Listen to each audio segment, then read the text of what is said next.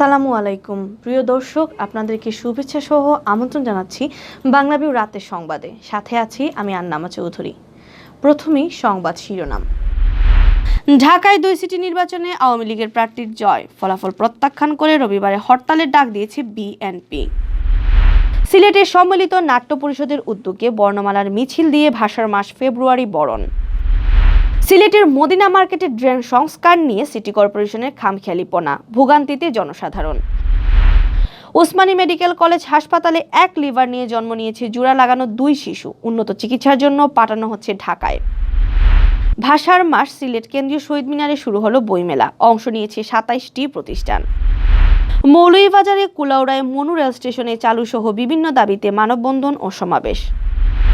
সিলেটের নানা আয়োজনে পালিত হলো দৈনিক যুগান্তরের 21 বর্ষ পদার্পণ অনুষ্ঠান। এমসি কলেজের 2 দিনব্যাপী মহা তাবুজলসা সম্পন্ন। নতুন 18 জন সহচরকে দেওয়া হয়েছে দীক্ষা এবং 17 বিশিষ্ট নতুন ক্রু কাউন্সিল কমিটি ঘোষণা। ঢাকায় 2 সিটি কর্পোরেশনের নির্বাচন সম্পন্ন হয়েছে। বিচ্ছিন্ন ঘটনা ছাড়া প্রায় শান্তিপূর্ণভাবেই সম্পন্ন হয়েছে ভোট। নির্বাচনে বড় ব্যবধানে মেয়র নির্বাচিত হয়েছেন আওয়ামী লীগের 2 প্রার্থী আতিকুল ইসলাম ও শেখ ফজলে নূর তাপস। বিএনপি এই নির্বাচনের ফলাফল প্রত্যাখ্যান করেছে। দলটি আগামীকাল রবিবার ঢাকায় সকাল সন্ধ্যা হরতালের ডাক দিয়েছে। আজ শনিবার ঢাকা উত্তর ও ঢাকা দক্ষিণ সিটি কর্পোরেশনের নির্বাচন অনুষ্ঠিত হয়। এবারেই প্রথমবারের মতো উভয় সিটিতে ইভিএম দিয়ে ভোট গ্রহণ করা হয়। সকাল থেকে প্রায় শান্তিপূর্ণভাবেই সম্পন্ন হয় ভোট গ্রহণ কার্যক্রম, তবে ভোটারদের উপস্থিতি ছিল খুব কম।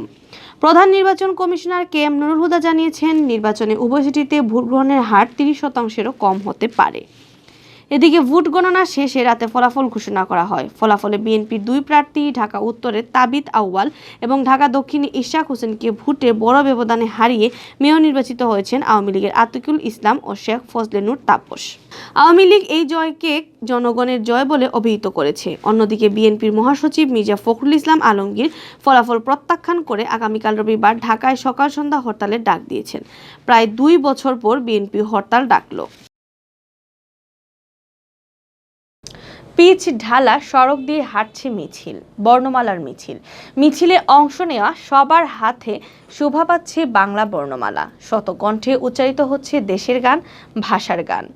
সিলেট জেলা পরিষদ প্রাঙ্গণ থেকে মিছিলটি এগিয়ে চলছে শহীদ মিনারের দিকে। বর্ণমালার মিছিল দিয়ে প্রতি বছরের মতো এবারও সিলেটে বরণ করা হলো ভাষার মাস ফেব্রুয়ারি। শনিবার সকাল 10:30টায় সম্মিলিত নাট্য পরিষদ সিলেটের উদ্যোগে ভাষার মাস বরণে এ আয়োজন করা হয়। মিছিলে বাংলা বর্ণমালার পাশাপাশি ভাষা দিবসের তাৎপর্য সম্বলিত স্লোগান খচিত প্লেকার্ড প্রদর্শন করা হয়। বর্ণমালার মিছিল শেষে সিলেট কেন্দ্রীয় শহীদ মিনারে ছন্দ নৃত্যালয়ের শিল্পীরা নৃত্য পরিবেশন করেন। নৃত্য আর গানে তুলে ধরা হয় ভাষা আন্দোলনের ইতিহাস। ভাষা বরণের অনুষ্ঠানের অন্যান্যের মধ্যে উপস্থিত ছিলেন সিলেটের জেলা প্রশাসক এম কাজী এমদাদুল ইসলাম, উদীচী সভাপতি ব্যারিস্টার আরশ আলী, জেলা মুক্তিযোদ্ধা কমান্ডার সুব্রত চক্রবর্তী জুয়েল, মহানগর কমান্ডার ভবতোষ রায় বর্মন, সিলেট জেলা আওয়ামী লীগের সাবেক সাধারণ সম্পাদক শফিকুর রহমান, সাংবাদিক আল আজাদ, সম্মিলিত নাট্য পরিষদের সভাপতি মিশফাক আহমেদ মিশু ও সাধারণ সম্পাদক রজত কান্তি গুপ্ত সহ বিভিন্ন সামাজিক ও সাংস্কৃতিক ও পেশাজীবী সংগঠনের নেতারা। এছাড়া সকালে ভাষার মাসকে স্বাগত জানিয়ে প্রতি বছরের ন্যায় এবারও সিলেট কেন্দ্রীয় শহীদ মিনারে জাতীয় পতাকা উত্তোলন করে মুক্তিযুদ্ধ অনুশীলন কেন্দ্র। রাস্তা মাত্র 300 মিটার, কিন্তু ভোগান্তি যেন 3 কিলোমিটারের। ড্রেনের সংস্কার কাজের জন্য সিলেট নগরীর মদিনা মার্কেটে 300 মিটার রাস্তার জন্য চরম ভোগান্তি পোহাচ্ছেন স্থানীয় বাসিন্দা ও এ সড়কে যাতায়াতকারীরা। এই 300 মিটার টপকে মসজিদে যাওয়া মুসল্লিদের কাপড়ে শরীরে লাগছে নর্দমার পানি। খানাখন্দে ভরা রাস্তায় অহরহ ঘটছে দুর্ঘটনা। সিলেট সুনামগঞ্জ সড়কের ব্যস্ততম অংশ হচ্ছে মদিনা মার্কেট এলাকা। এই ব্যস্ত ও গুরুত্বপূর্ণ সড়কের প্রায় 300 মিটার ভাঙা অংশে বর্ষা মৌসুমে সৃষ্টি হয় জলাবদ্ধতার। শুধু বর্ষা নয়, এই শুষ্ক মৌসুমেও জমে আছে কাদা পানি। এতে চরম ভোগান্তি পোহাচ্ছেন মদিনা মার্কেটের বাসিন্দা সহ এ সড়কে যাতায়াতকারীরা। সড়কটিতে সিটি কর্পোরেশনের ড্রেনের সংস্কার কাজ করায় ময়লা পানি গড়িয়ে সড়কে এসে পড়ছে। এতে সড়কটির ভাঙা গর্তে পানি জমে স্যাঁতসেঁতে অবস্থার সৃষ্টি হয়েছে। সড়কের 300 মিটার অংশে পানি জমে চলাচলের অনুপযোগী হয়ে পড়েছে। ময়লা পানির মধ্য দিয়ে হাঁটতে হচ্ছে পথচারীদের। সড়ক দিয়ে যানবাহন চলাচলের সময়ও পানি ছিটকে নষ্ট হচ্ছে পথচারীদের কাপড়। সিটি কর্পোরেশনের কর্তৃপক্ষ জানিয়েছেন, চলমান সংস্কার কাজ শেষ হতে জুন মাস পর্যন্ত সময় লাগবে। সংস্কার কাজের জন্য যাতে কারো কোনো দুর্ভোগ না হয় এ ব্যাপারে উদ্যোগ নেওয়ারও আশ্বাস দিয়েছেন সিটি কর্পোরেশনের প্রধান প্রকৌশলী নূর আজিজুর রহমান।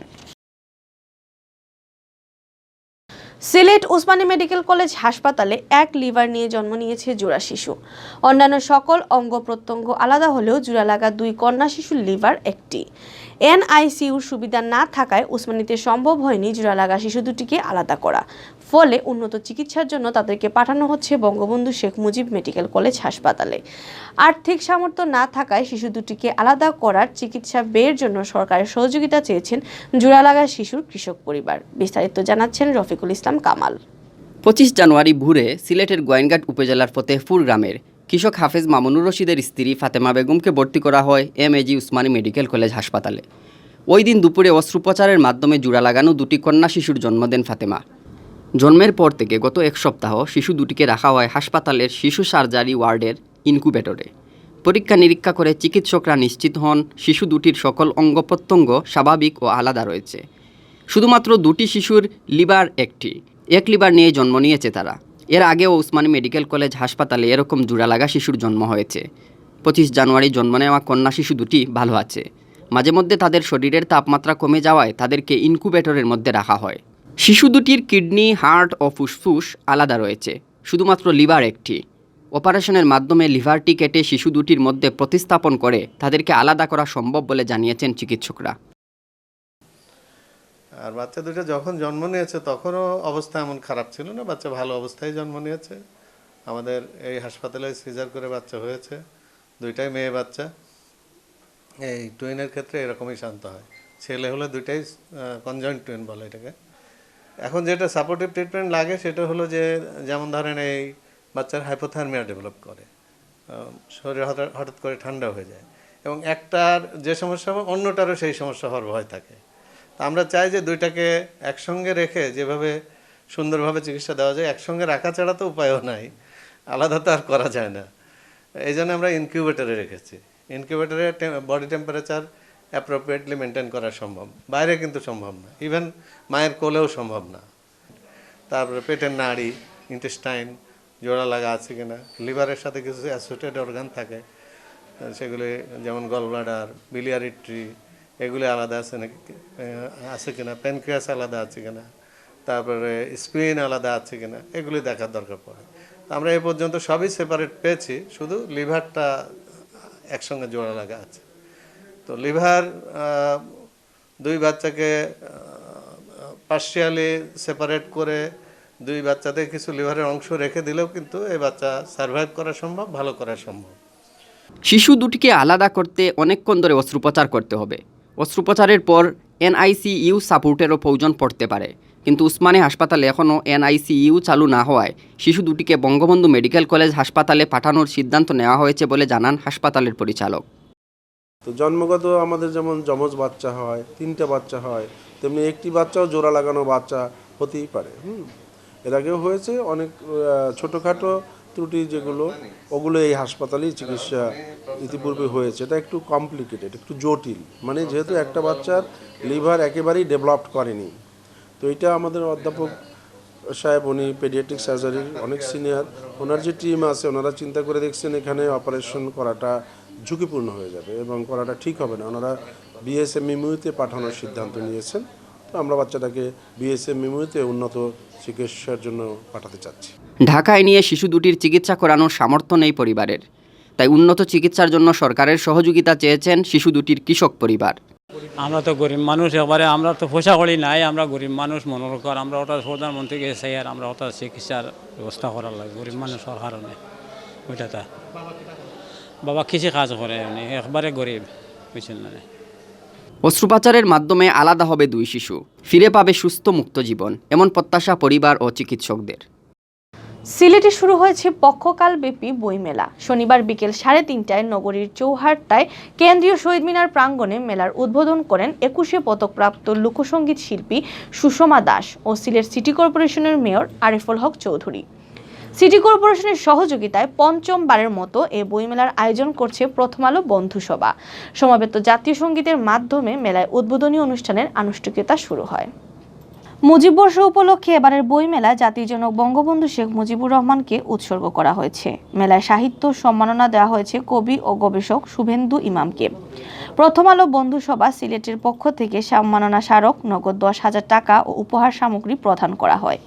মেলার উদ্বোধনী অনুষ্ঠানে সিটি মেয়র আরিফুল হক চৌধুরী বলেন, ভাষার মাসে এরকম বইমেলা আয়োজনের জন্য সিলেট বন্ধুসভার সদস্যদের নগরবাসীর পক্ষ থেকে ধন্যবাদ জানাচ্ছি। আগামীতে এই বইমেলা উৎসবকে আরো প্রাণবন্ত ও সুন্দর করতে সার্বিক সহযোগিতা করবে সিটি কর্পোরেশন।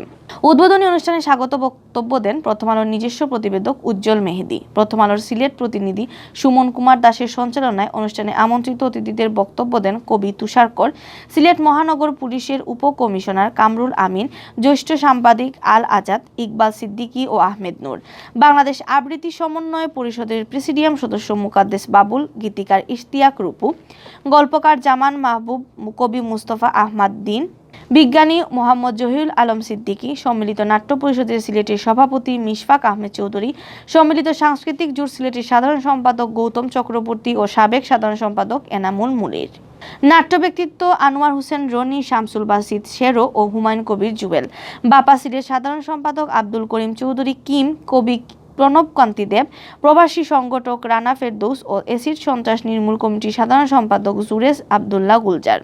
উদ্বোধনী দিনে সাংস্কৃতিক অনুষ্ঠানে গান পরিবেশন করে উপস্থিত দর্শকদের আনন্দ দেন 21 পদকপ্রাপ্ত লোকসঙ্গীত শিল্পী সুষমা দাস। এছাড়াও ছিল নৃত্য, দেশাত্মবোধক গান ও আবৃত্তি। আয়োজকরা জানান, মেলায় ঢাকা ও সিলেটের 24টি প্রকাশনা সংস্থা ও বইয়ের বিপণন প্রতিষ্ঠান অংশ নিয়েছে।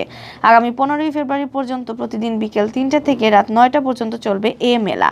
প্রতিদিন মেলায় থাকবে সাংস্কৃতিক অনুষ্ঠান, সাহিত্য আড্ডা, আলোচনা সভা, শিশুদের আবৃত্তি, চিত্রাঙ্কন, ফটোগ্রাফি ও সেলফি প্রতিযোগিতা ও নতুন বইয়ের মূরক উন্মোচন। মৌলভীবাজারের কুলাউড়ায় মনু রেল স্টেশনে চালু ও হাজীপুর ইউনিয়নের গুরুত্বপূর্ণ 10টি রাস্তা পাকাকরণ সহ বিভিন্ন দাবিতে মানববন্ধন ও সমাবেশ হয়েছে। শনিবার দুপুর 12টায় মনু রেল স্টেশনে হাজীপুর সচেতন নাগরিক সমাজ ও ইউনিয়নবাসীর ব্যানারে এক কর্মসূচি পালিত হয়। তাদের দাবির মধ্যে ছিল মনু উপস্বাস্থ্য কেন্দ্র চালু করে 21 শয্যার হাসপাতালে উন্নতি করা, মনু নদী প্রতিরক্ষা বাদের সকল ঝুঁকিপূর্ণ স্থান মেরামত এবং মনু রেল স্টেশনে 2টি আন্তনগর ট্রেনের যাত্রাবিরতি। মানববন্ধন ও সমাবেশে উপস্থিত ছিলেন হাজীপুর ইউনিয়ন পরিষদের চেয়ারম্যান আব্দুল বাসিত বাচ্চু, বীর মুক্তিযোদ্ধা রফিক আহমেদ ইকবাল, আকবর আলী সহ এলাকার বিভিন্ন পেশার প্রতিনিধিরা। সিলেটের নানা আয়োজনে পালিত হয়েছে দৈনিক যুগান্তরের 21তম বর্ষে পদার্পণ অনুষ্ঠান।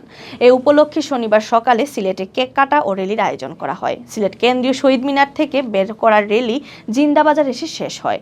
পরে পত্রিকার জিন্দাবাজার কার্যালয়ে কাটা হয় প্রতিষ্ঠাবার্ষিকীর কেক।